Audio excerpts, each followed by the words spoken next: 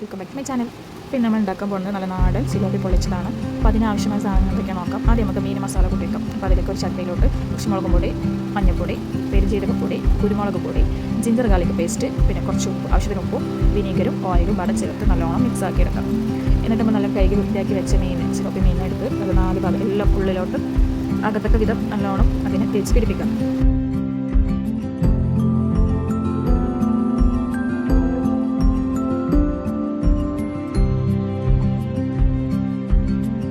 ഒരു 5 മിനിറ്റ് ഇതിനെ എന്നിട്ട് റെസ്റ്റ് ചെയ്യാൻ വെക്കാം. അപ്പോഴൊക്കെ നമുക്ക് ഇതിലേക്ക് വേണ്ട മസാല ഉണ്ടാക്കാം. ആദ്യം ഒരു പാനിലേക്ക് കുറച്ച് വെളിച്ചെണ്ണ വെച്ച് ചെറിയ ഉള്ളി അതുപോലെ ഒരു വലിയ ഉള്ളി എന്നിവയിട്ട് നല്ലോണം വഴറ്റിയെടുക്കാം.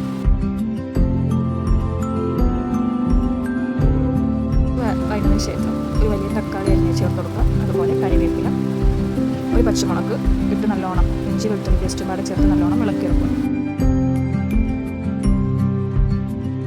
ഇനി ഇതിലേക്ക് ആവശ്യമുള്ള പൊടികൾ മുളക് പൊടി, മഞ്ഞൾപ്പൊടി, പെരുംജീരകപ്പൊടി, കുരുമുളക്, മല്ലിപ്പൊടി, സാൾട്ട് ഇങ്ങനെ എല്ലാം ഇട്ട് നല്ലോണം മിക്സ് ചെയ്യാം.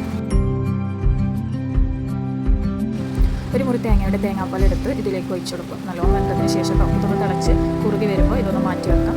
എന്നിട്ട് നമ്മൾ 5 മിനിറ്റ് റെസ്റ്റ് ചെയ്യാൻ വെച്ച് മീനെടുത്ത് അടുപ്പത്ത് ഷെല്ലിലിട്ട് പൊരിച്ചെടുക്കാം. അതിലേക്ക് ഓയിൽ വെളിച്ചെണ്ണ പറഞ്ഞ് നല്ല മുരിച്ചെടുക്കുന്നുണ്ട്.